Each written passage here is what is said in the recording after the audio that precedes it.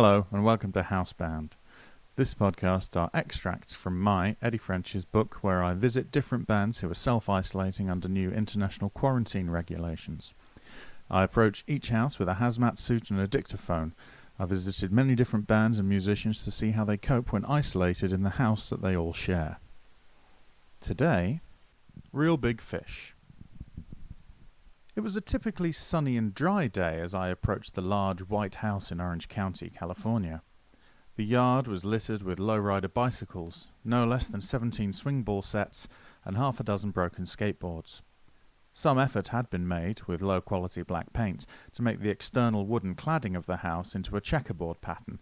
However, the project appeared long since abandoned, most likely due to cartoons being on the television. Aaron Barrett, the Hive's patriarch, welcomes me briefly, but then spends a good 2 hours lying on his crepe-soled bed, scrolling Tinder in the hope of finding bi-curious women to date, ultimately with the aim of getting 4 or 5 new songs out of it. This one time I totally met this chick who was all petite and cute, but she also liked Slayer, like the band Slayer, he told me. I was like, whoa, this is so an RBF song. That's when I wrote Slay Her. But the rest of the band didn't like the line, then once a month she rains in blood, but I carried on the best I could, to slay her. I do my best to ensure him that it was very clever and leave him as he recounts the time he turned the story of a pansexual girl he met into a song about cooking because of the word pan. It was midway through a description of the guitar solo when he noticed I was gone. In the kitchen I encountered 3 dozen or so horn players, none of whom were certain if they were currently in the band or not. One of them proudly tells me that he was in the Where Have You Been video. He refused to comment on the amount of horn he actually played on the recording.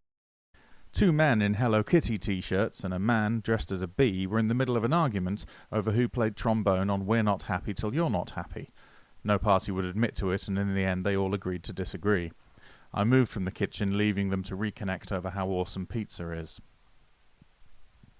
From one argument to another, I later find Aaron in a strained exchange with Johnny Christmas, while the former folds a large pile of bowling shirts. Christmas was insisting that emphasizing the word rock in rock and roll was the funniest way to shout it at a Warped Tour audience, whereas Barrett maintains the funniest way to shout it is with a long roll. As the conversation heated up, I attempted to intervene, only to be informed that I'd walked into rehearsals for one of the new bits that will be included on the RBF tour. I take a seat in a small, quiet room with drummer Edward Larson.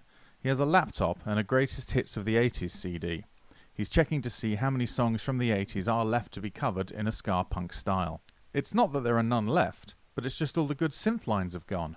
We've been working on When Will I Be Famous by Bros. Wait, don't tell anyone about that. I don't want Zebrahead beating us to it. I promised, and left the frantically typing drummer wondering how China in Your Hand by T'Pow would sound played on the offbeat. My time with RBF was brief yet eventful, and I was comforted by my observations.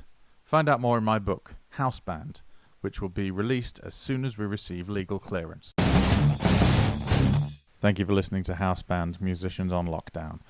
If you enjoyed it, please share it with your friends. If you really enjoyed it, please consider going to www.ko-fi.com/Eddie French, EDDIEFRENCH, and donating a small amount of money in order that new projects may be made. If not, totally understand it.